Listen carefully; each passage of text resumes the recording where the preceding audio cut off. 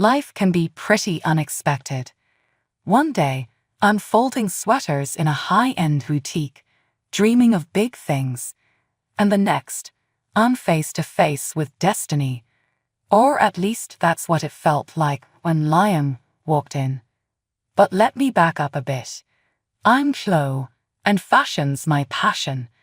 Not the flashy, break-the-bank kind, but the smart, stylish kind that says, "Yeah, I know I look good." The boutique felt like my playground, my school, and sometimes my whole world.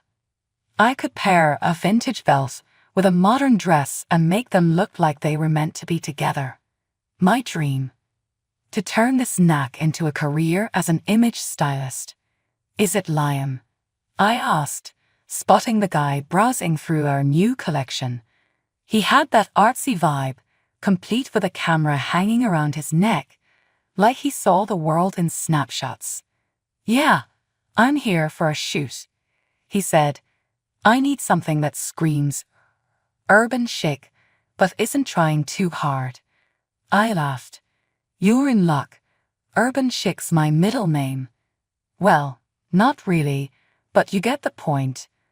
We chatted as I pulled out pieces, mixing patterns and textures like a DJ mixing tracks.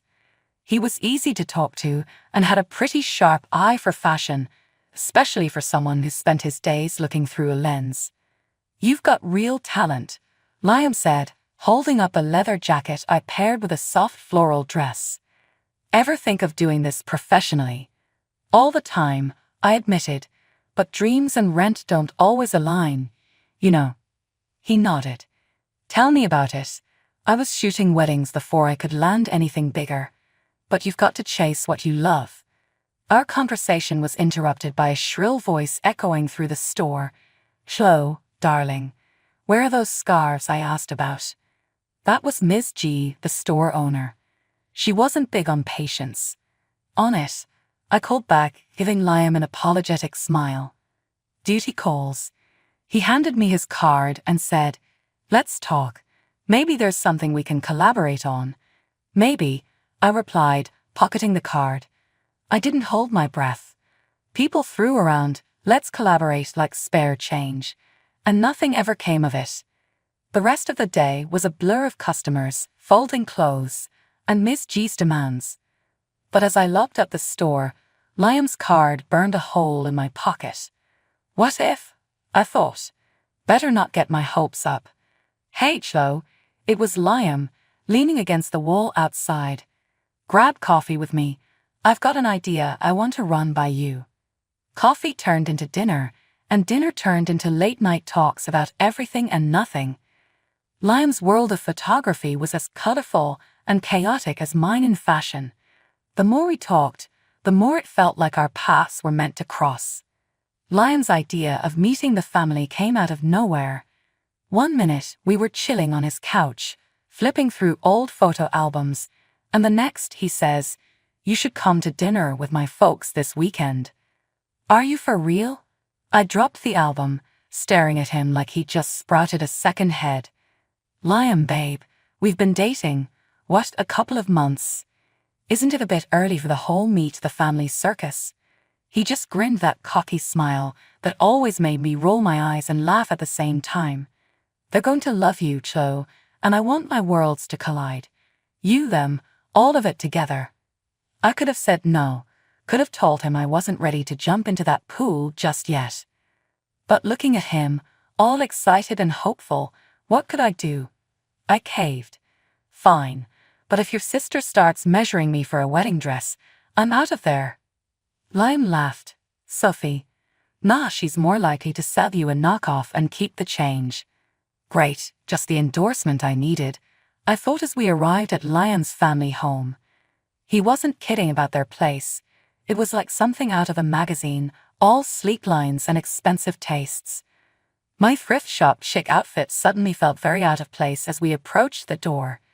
Liam's parents were the picture of upper-class warmth. His mom, Grace, enveloped me in a hug that felt surprisingly genuine, while his dad, David, offered a firm handshake and a friendly nod. So far, so good. Then came Sophie. She sauntered in like she owned the place, which in a way, she probably did. "So, you're the girl who's been keeping my brother away from us," she said, eyeing me like I was a puzzle she couldn't quite solve. Dinner was a minefield. Every question Grace asked was laced with curiosity and a hint of judgment, while David was more interested in Liam's work, occasionally throwing a question my way like an afterthought.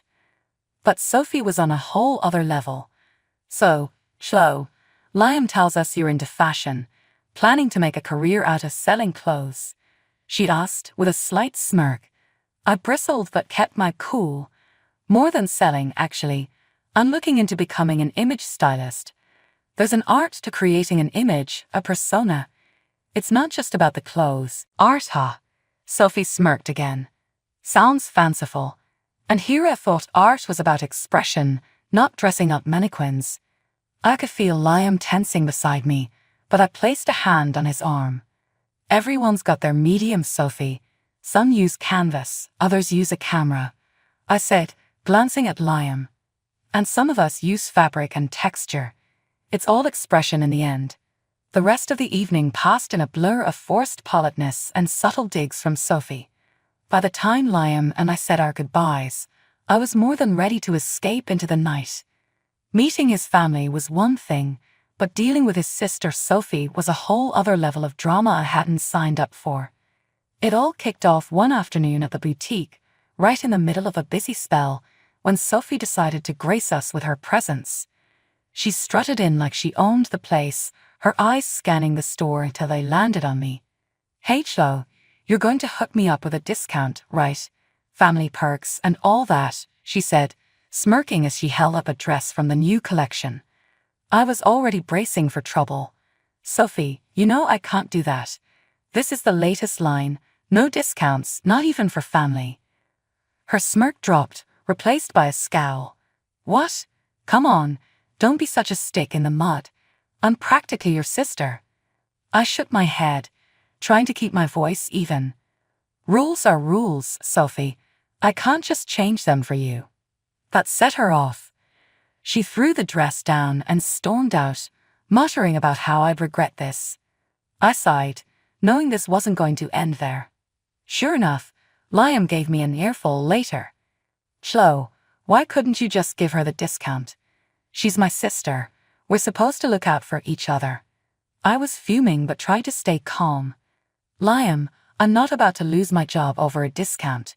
She was asking for something I can't do. It's not about not wanting to help.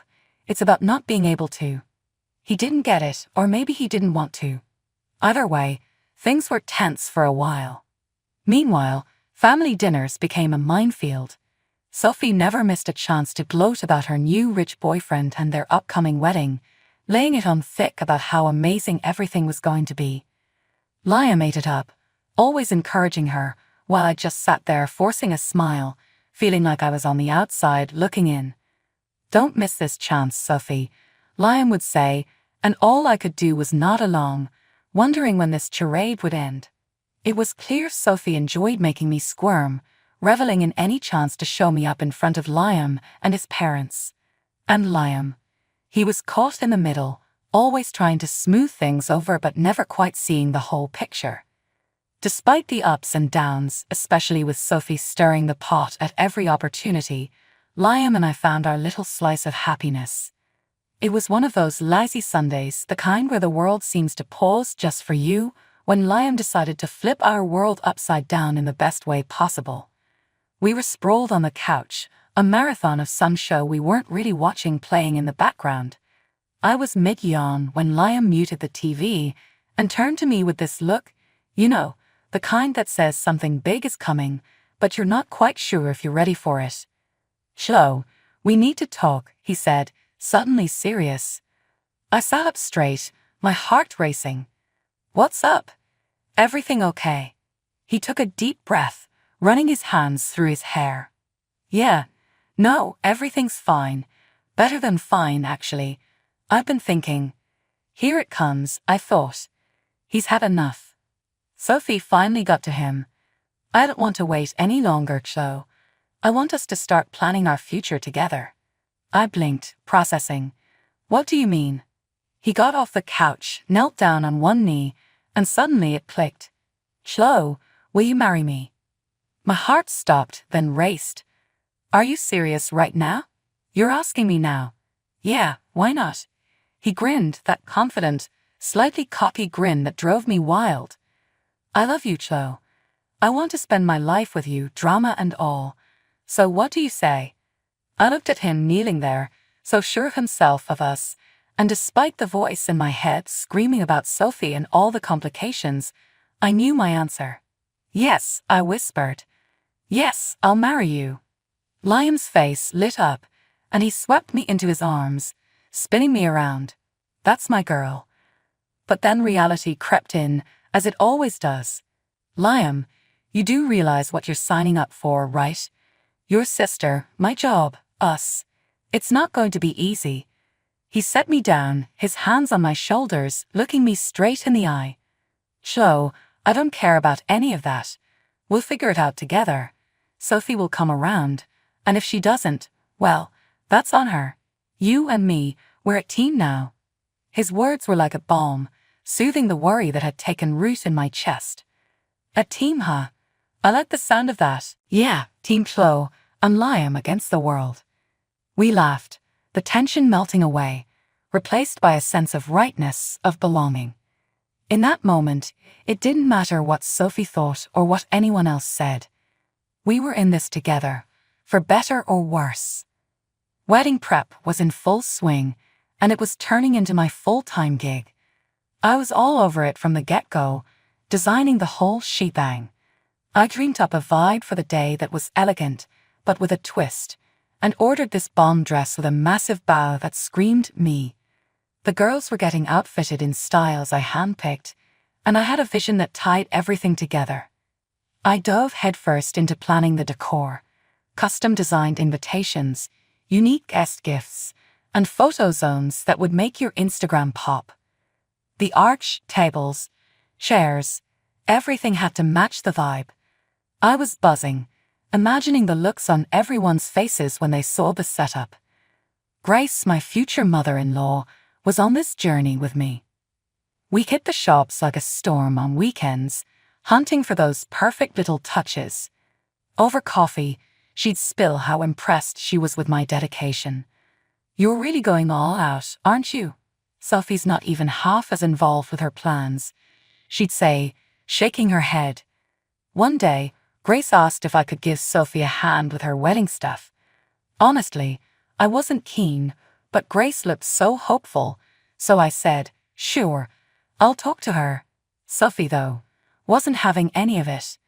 I don't need your help, thanks, she snapped, all high and mighty. I just shrugged it off, thinking, fine by me, less drama. The closer we got to the wedding, the more real it all felt. Every piece of the puzzle was falling into place, and I couldn't wait to see it come to life. Liam was my rock through it all, always there with a word of encouragement or a helping hand. Babe, this is going to be epic.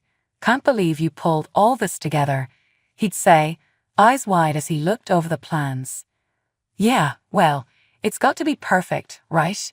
For us, I'd respond, feeling that mix of nerves and excitement bubbling up inside. We'd spend nights going over every little detail, making sure nothing was missed. It was exhausting, but in the best kind of way. The thought of walking down an aisle, perfectly designed just as I'd imagined, towards Liam made all the late nights worth it. Sophie's wedding happened 2 months before ours, and we were kindly invited to the ceremony. But what I saw there hit me like a punch to the gut. Walking into that wedding felt like stepping into a twisted version of my own dream. Everything I'd meticulously planned for our wedding was right there, my designs, my ideas, even the flowers on the tables. It felt like I had been robbed, not of jewels, but of my dreams. I nudged Liam, disbelief clear in my voice. Can you believe this? It's our wedding. She's taken everything. Liam looked around, clearly uncomfortable. Babe, it's fine. Let's not make a scene. It's her day. Her day? I couldn't believe what I was hearing. It's supposed to be our day.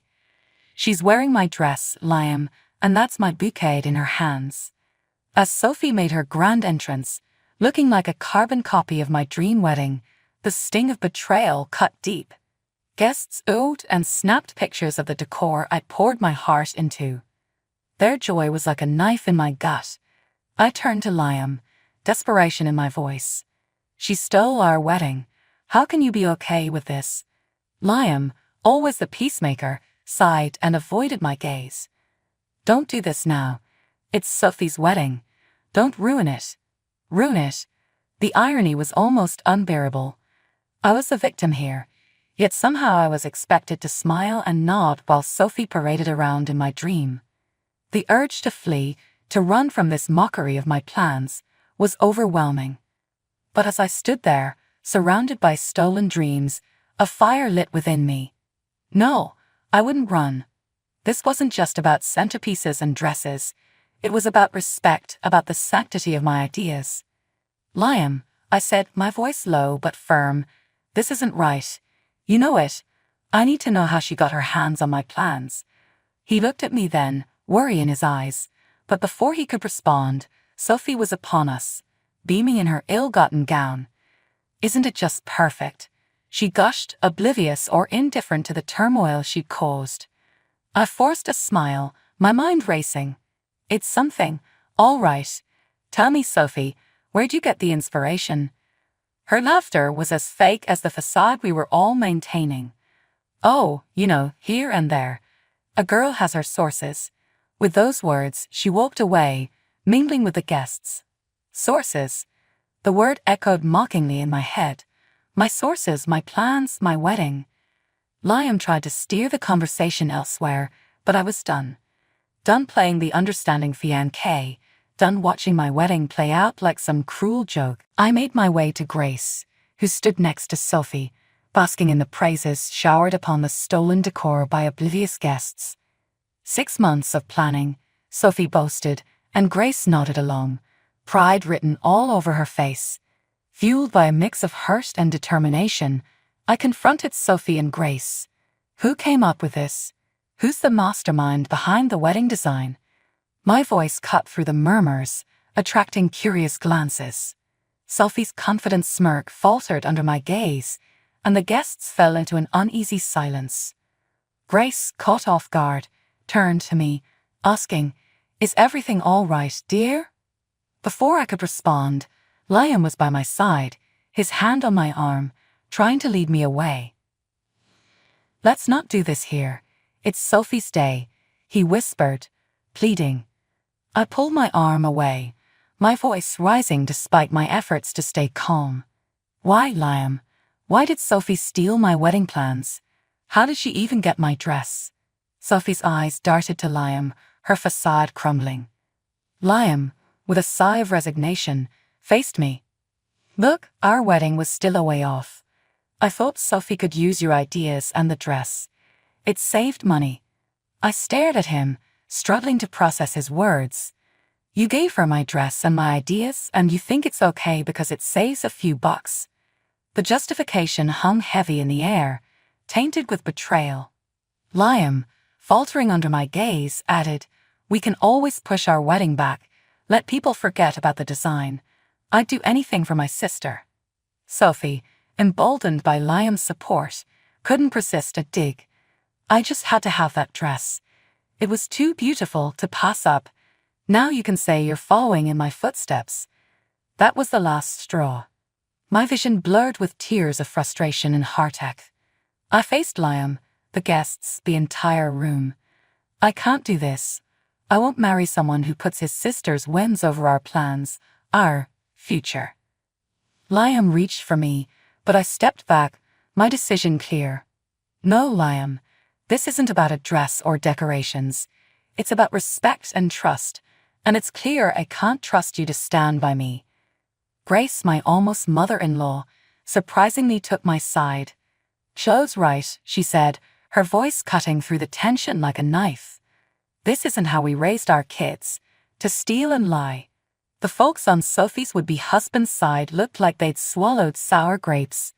Starting a life on a lie, that's no foundation for a marriage, They muttered, disappointment etched on their faces. Then, the would-be groom, a guy I barely knew beyond polite hellos, took the stage, literally grabbing the mic.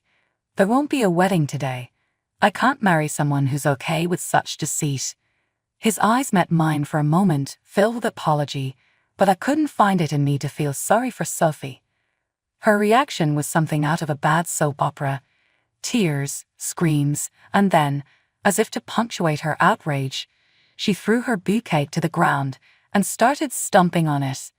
A part of me wanted to laugh at the absurdity of it all, but the sadness in Grace's eyes stopped me.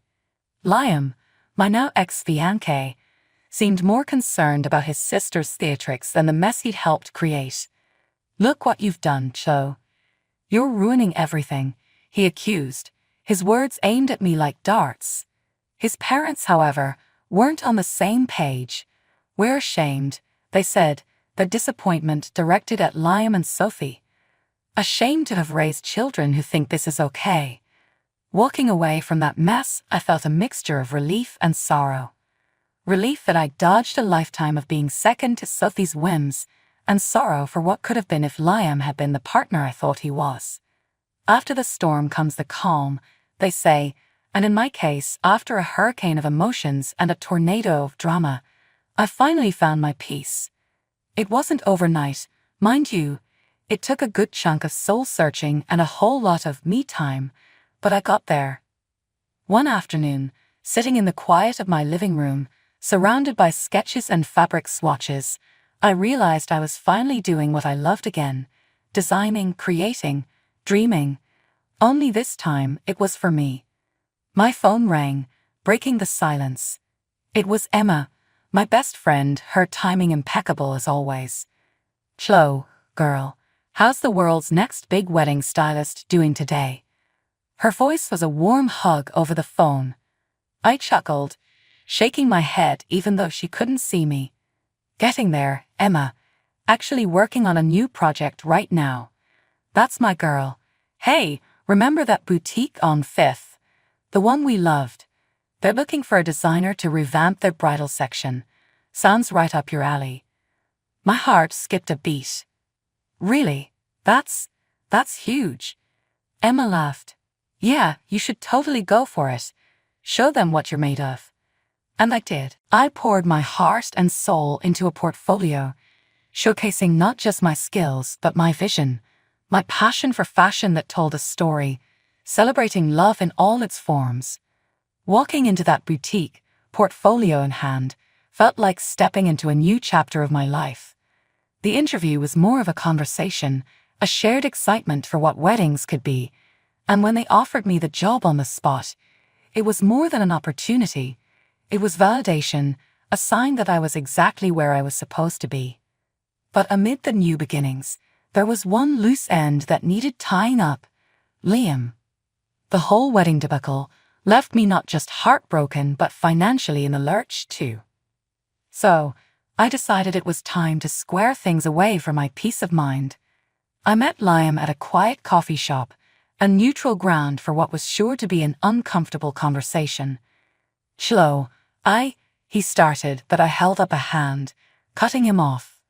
"Liam, save it. I'm not here to rehash what happened. I'm here about the wedding, the one that didn't happen because of, well, you know why." He nodded, looking down at his coffee. "Yeah, I know. I want compensation, Liam, for the moral damage and the costs of the wedding that didn't happen because of your actions." "It's only fair," I said, my voice steady, stronger than I felt. He sighed, rubbing his forehead. "Chloe, I know I messed up. How much are we talking?" I slid a piece of paper across the table with the numbers written down. "It's not just about the money, Liam. It's about acknowledging the impact of what you did." He looked at the figure, winced, but then nodded. "Okay, I'll make it right, Chloe. I owe you that much. And Liam," I added, meeting his gaze squarely, "this is the last time we do this dance. From here on out, we go our separate ways for good." Walking out of that coffee shop, I felt lighter. It wasn't just about the money, it was about standing up for myself, drawing a line, and demanding respect. It was the final step in a journey that took me from being the victim of my circumstances to the architect of my future. The clinking of silverware against fine china echoed through the dining room, punctuated by the occasional polite cough or forced chuckle. My smile felt tight as I surveyed the scene before me. My family gathered for our weekly dinner, a ritual that once filled me with warmth but now felt like a charade. "So, Derek," I began, my voice cutting through the tension like a knife, "how are things at the office?" Derek, my son-in-law, paused mid-bite, his fork hovering in the air. With a carefully crafted smile, he replied, "Couldn't be better, Lorraine. The team's been knocking it out of the park." My gaze shifted to my daughter Elise, who beamed with pride. Seeing her devotion to this man made my stomach churn. If only she knew the truth. As the conversation drifted to more mundane topics, I excused myself, feigning a need to freshen up. In truth, I needed a moment to collect my thoughts. The hall bathroom provided a brief respite, sure, but the raised voices from the dining room soon shattered the illusion of peace. "Can't keep this up forever." Derek's hushed tone carried an unmistakable edge. "We need to act fast before she catches on." My breath caught in my throat as realization dawned. He was plotting something, and it involved my late husband's company, the business I had poured my heart and soul into preserving. Pressing my ear against the door, I strained to make out Elise's muffled response. "But Mom, she'll never agree to it." "Then we don't give her a choice," Derek snapped. "This is our chance to secure our future, and I won't let anyone stand in our way, not even your mother." The weight of his words hit me like a ton of bricks. My own daughter conspiring against me with her husband, the man I had once welcomed into our family with open arms. Tears stung my eyes as I fought the urge to burst through the door and confront them. Steeling myself, I took a deep breath and rejoined them, plastering on a smile that belied the turmoil raging within me. As I caught Derek's satisfied smirk, a newfound determination took root. He had no idea what he was up against. This was war, and I would do whatever it took to protect my husband's legacy, even if it meant going against my own flesh and blood. The days following that fateful dinner crawled by, each one more excruciating than the last. Elise remained distant, her once warm demeanor replaced by a guarded chill that cut deeper than any knife. Derek, on the other hand, strutted around with an infuriating smugness, as if he'd already won. I knew I had to act fast, but I needed proof of his misdeeds. Something concrete to shatter his carefully constructed facade. That's when I stumbled upon the financial records hidden in his study. "Elise, you need to see this," I urged, thrusting the incriminating documents into her hands. Her brow furrowed as she scanned the pages. "What is all this?" "Evidence that your precious husband has been embezzling from the company," I spat, my anger boiling over. "He's been bleeding us dry for years, right under our noses." Elise recoiled as if struck, her expression a mixture of disbelief and hurt. "Mom, how could you accuse Derek of something like that? These numbers, they must be a mistake." "A mistake?" I let out a bitter laugh. "Open your eyes, Elise. That snake has been playing us both for fools." Derek chose that moment to saunter in, his eyes narrowing as he took in the scene before him. "What's going on here?" "Your wife seems to have uncovered your little secret," I snarled, thrusting the documents at him. "Care to explain yourself?" For a fleeting moment, his mask slipped, revealing the ruthless predator lurking beneath, but just as quickly it was replaced by a look of feigned innocence. "Lorraine, you're not making any sense," he said, his voice dripping with false concern. "These are just routine financial reports. I've done nothing wrong." "Don't lie to me," I roared, all pretense of civility abandoned. "I know you've been bleeding the company dry, and I won't let you get away with it." Derek's veneer finally cracked, his true colors bursting forth in a torrent of rage. "You stupid old woman! You have no idea what you're up against." He turned to Elise, his eyes pleading. "Sweetheart, you have to believe me. Your mother's lost her mind." Elise stood frozen, her gaze darting between us, torn between the man she loved and the mother who had raised her. In that moment, I saw the first glimmer of doubt flicker across her face. She faltered, her voice small and uncertain. "I don't know what to believe anymore." With a contemptuous sneer, Derek wrapped his arm around her shoulders, pulling her close. "Don't worry, my love. We'll get through this together, no matter what it takes." As they turned and left the room, I sank into the nearest chair, my hands trembling with a potent mix of rage and sorrow. The battle lines had been drawn, and there would be no turning back. Derek had made his move, but he had no idea the lengths I was willing to go to protect what was mine. This was far from over. In the days that followed, the once warm atmosphere in my home had turned icy, with tension seeping through every nook and cranny. Elise avoided me like the plague, her loyalty to that snake Derek unwavering, despite the evidence of his deceit.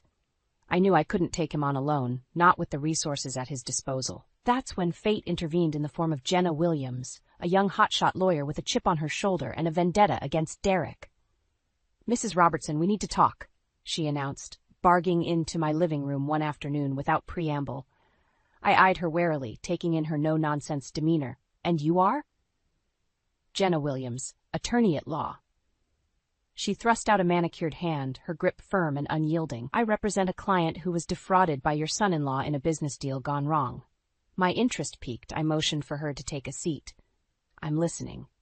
For the next hour, Jenna laid out a damning case against Derek, detailing his web of lies, manipulation, and illegal activities. By the time she finished, my blood was boiling.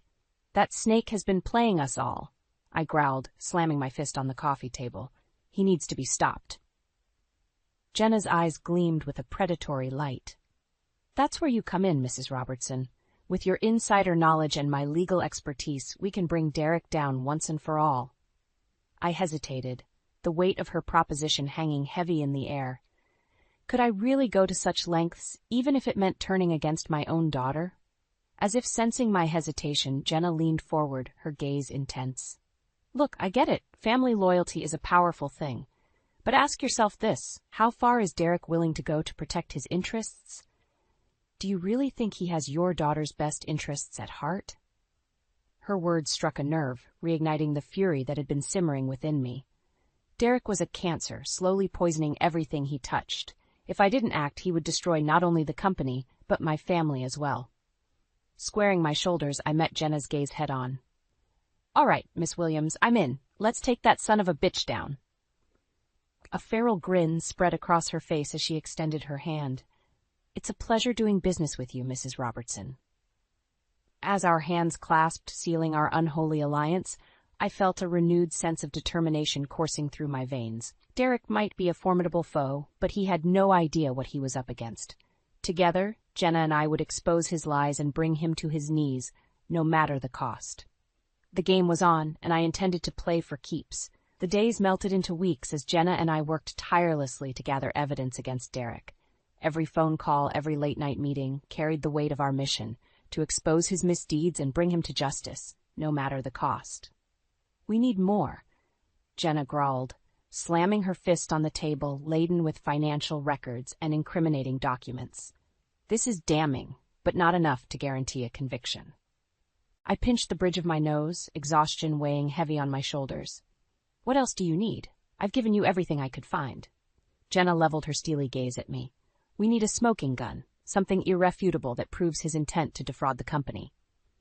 As if on cue, my phone buzzed with an incoming call from an unknown number. Frowning, I answered cautiously. "Hello?" "Mrs. Robertson, it's me." The tremulous voice belonged to Derek's assistant, Tina. "I have something you need to see." Within the hour, Tina was seated across from us, her hands trembling as she slid a flash drive across the table. "This contains copies of emails and financial records detailing Mr. Winslow's illegal dealings with offshore accounts." Jenna snatched up the drive, her eyes alight with a predatory gleam. "This is it. The evidence we need to bury that bastard." Tina wrung her hands, her gaze darting between us. "I couldn't stand by and let him destroy the company any longer, not after everything you and Mr. Robertson built." Reaching across the table, I covered her hand with my own, a surge of gratitude washing over me. "Thank you, Tina. You're a brave woman." She offered a weak smile before rising to her feet. "Just make sure he pays for what he's done." As the door clicked shut behind her, Jenna let out a low whistle. "She's got guts. I'll give her that." "We all do what we must?" I murmured, my thoughts drifting to Elise and the sacrifices I was willing to make to protect her future. Jenna's voice snapped me back to the present. Now that we have what we need, it's time to take that snake down once and for all. The days that followed were a whirlwind of strategy sessions and meticulous planning. We knew Derek wouldn't go down without a fight, so we had to be prepared for anything. Every move, every contingency, was calculated with surgical precision. As the crucial board meeting loomed, the tension was thick enough to cut with a knife. Derek remained oblivious to our efforts, strutting around with his usual arrogant bravado. Little did he know, his world was about to come crashing down around him. The night before the meeting, I found myself staring out the window, watching the moonlight dance across the backyard where Elise used to play as a child. So much had changed, so many bonds frayed in the pursuit of justice. But as I clutched the damning evidence in my hands, I knew there was no turning back. Derek had made his bed, and now he would lie in it. Come morning, the game would reach its climax, and I intended to be the last one standing. The familiar hum of the office should have been comforting, but as I strode down the hallway, briefcase in hand, a sense of trepidation gnawed at me. Today was the day, the culmination of weeks of planning, strategizing, and sleepless nights. "Morning, Mrs. Robertson." Derek's cheerful voice cut through the din like a hot knife through butter. He fell into step beside me, that ever-present smirk plastered across his face. "You're looking radiant as always." I suppressed a shudder, forcing a tight smile. "Derek, I trust you're prepared for today's meeting?" "Of course," he replied, his tone dripping with false sincerity. "I always come prepared." If only he knew the truth, that this very meeting would be his undoing. Jenna and I had spent countless hours rehearsing, ensuring every detail was accounted for, every contingency planned for. As we rounded the corner, I caught sight of Elise hovering near the conference room door. Her brow furrowed when she spotted us, and I could see the conflict raging behind her eyes. "Mom," she began, her voice catching in her throat, "can we talk for a minute?" Derek shot her a warning glance, but I raised a hand, silencing him. "Of course, dear." Ushering her into a nearby office, I studied her drawn features, my heart aching at the turmoil etched into her face. "I don't know what to believe anymore," she whispered, her eyes glistening with unshed tears. "Derek swears he's innocent, but there's just something off about the way he's been acting lately." I longed to pull her into my arms, to shield her from the harsh realities we were about to face, but I knew this was a battle she needed to fight on her own. "Listen to your instincts, Elise," I murmured, cupping her cheek. "Deep down, you know the truth." She opened her mouth to respond, but a sharp rap on the door cut her off. "5 minutes to go," Jenna called out, her voice laced with urgency. With a trembling sigh, Elise stepped back, her expression hardening into a mask of determination. "We should get in there." As we filed into the conference room, the tension was palpable. Derek held court at the head of the table, flanked by his loyal cronies. But as my gaze swept across the assembled faces, I took heart in the handful of allies Jenna and I had managed to turn. Men and women who had seen through Derek's lies and were ready to take a stand. "Shall we begin?" Derek's voice boomed, snapping me back to reality. This was it, the moment of truth. With a subtle nod to Jenna, I steeled myself for the battle ahead. No more games, no more deception. It was time for Derek Winslow to face the consequences of his actions. Come hell or high water, I would see him burn.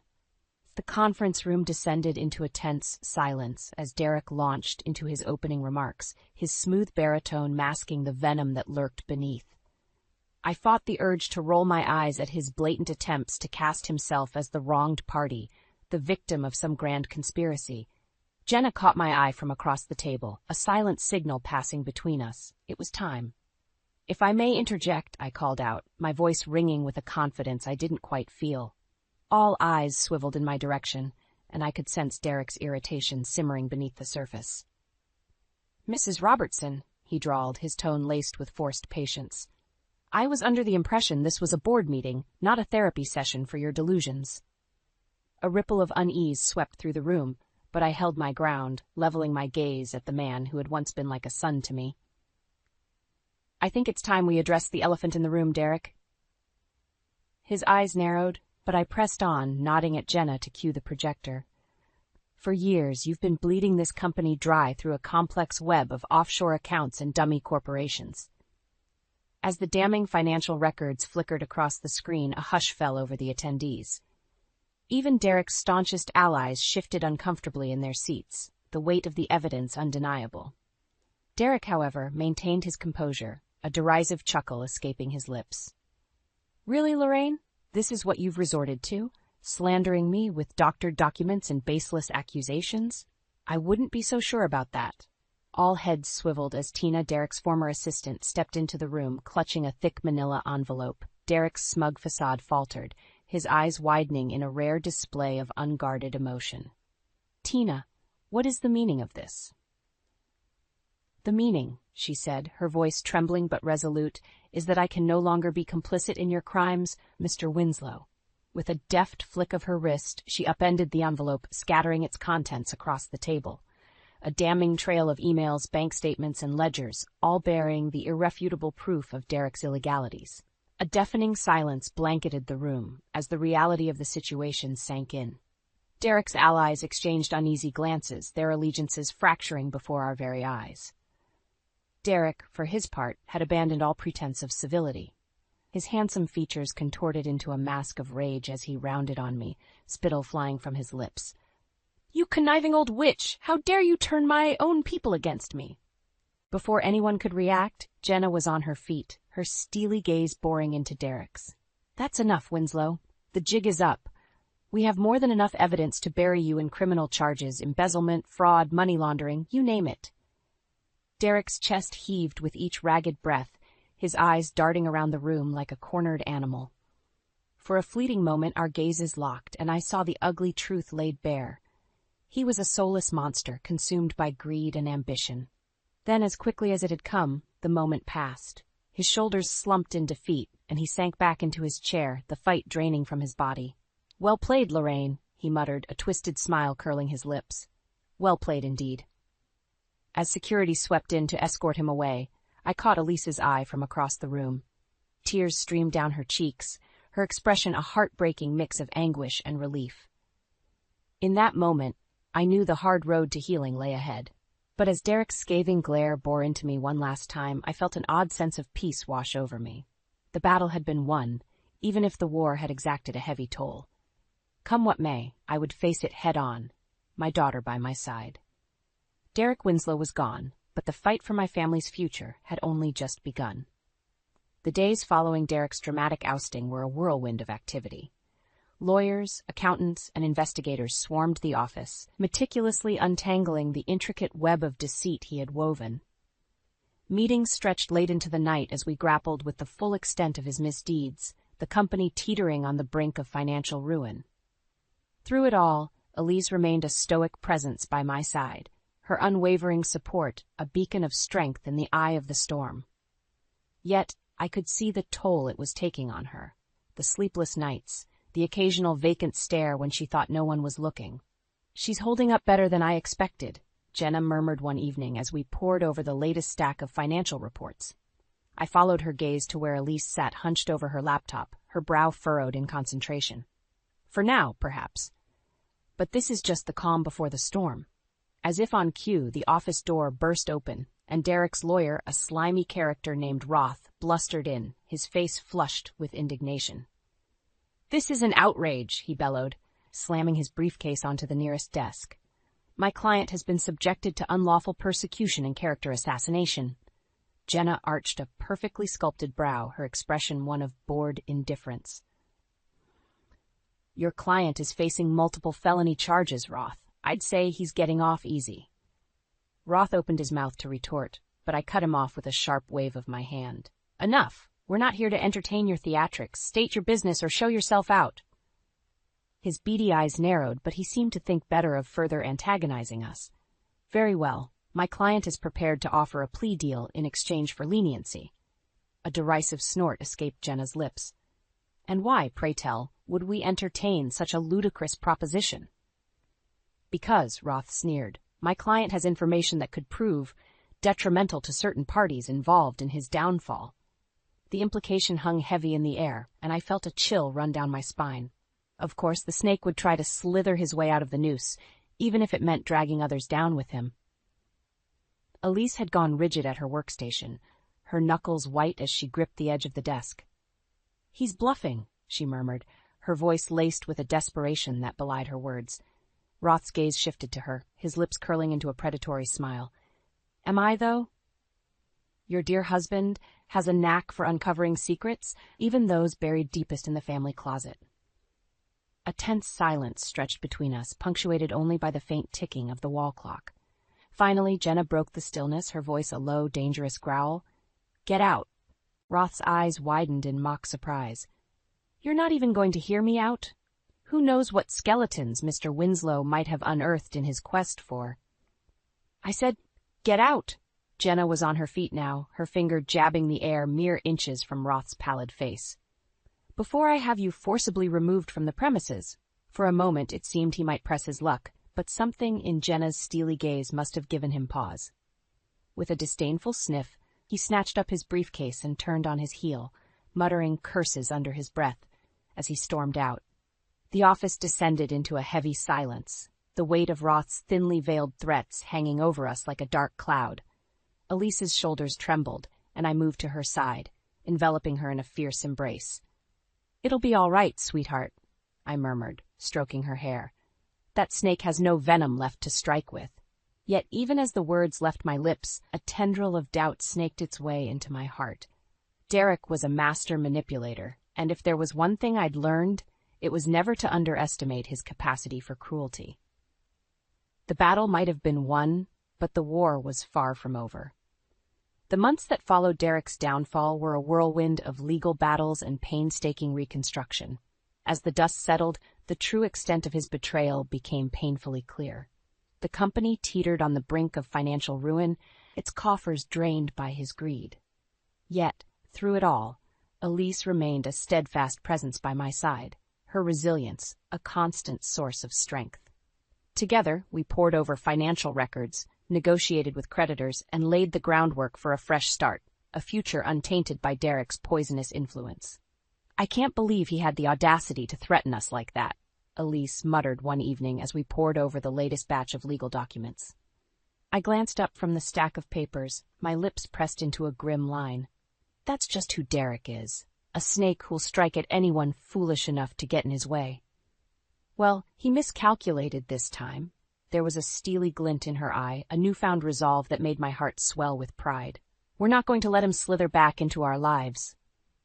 As if on cue, Jenna breezed into the room, her hair tousled and a triumphant grin playing across her lips. "Ladies, I come bearing good news." She brandished a thick manila envelope, letting it fall onto the desk with a dull thud. "Derek's plea deal has been finalized. He's looking at a hefty prison sentence, plus financial restitution to the company." A collective sigh of relief escaped our lips, the weight of months of uncertainty finally lifting from our shoulders. Elise's smile was radiant, her eyes shining with unshed tears of joy. "It's really over," she breathed, her voice tinged with disbelief. Jenna's gaze softened as she regarded us both. "Not quite. There's still the matter of rebuilding and moving forward." Her words hung in the air, a sobering reminder of the challenges that lay ahead. For so long, our sole focus had been on excising Derek's cancer from our lives. Now we faced the daunting task of healing the wounds he had inflicted, of reclaiming what was rightfully ours. Yet as I looked around the office, the very heart of my late husband's legacy, I felt a renewed sense of determination coursing through my veins.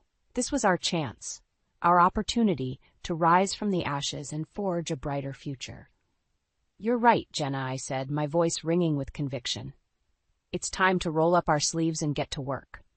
The days and weeks that followed were a whirlwind of activity, as Elise and I threw ourselves into the task of rebuilding. We restructured departments, negotiated new contracts, and implemented stricter financial controls, all in an effort to safeguard against any future threats. Through it all, I marveled at the woman my daughter had become, strong, resilient, and fiercely loyal. The shadows of Derek's betrayal still lingered in her eyes, but they were overshadowed by a newfound sense of purpose, a determination to forge her own path.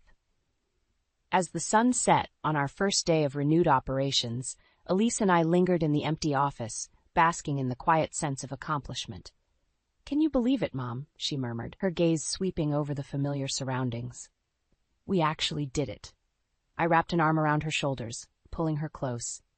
Of course we did, sweetheart. We're Robertson women, tough as nails and twice as stubborn. Her musical laughter filled the air, and in that moment, I knew that no matter what challenges lay ahead, we would face them together, united in our strength and resilience.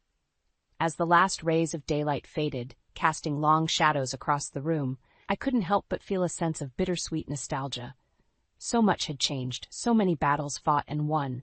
Yet in the end, it all came back to this, my family, my legacy, and the unwavering bond that held us together. Derek might have tried to tear us apart, but in doing so, he had only made us stronger. His poisonous influence was but a distant memory, a cautionary tale of what happens when greed and ambition consume a soul.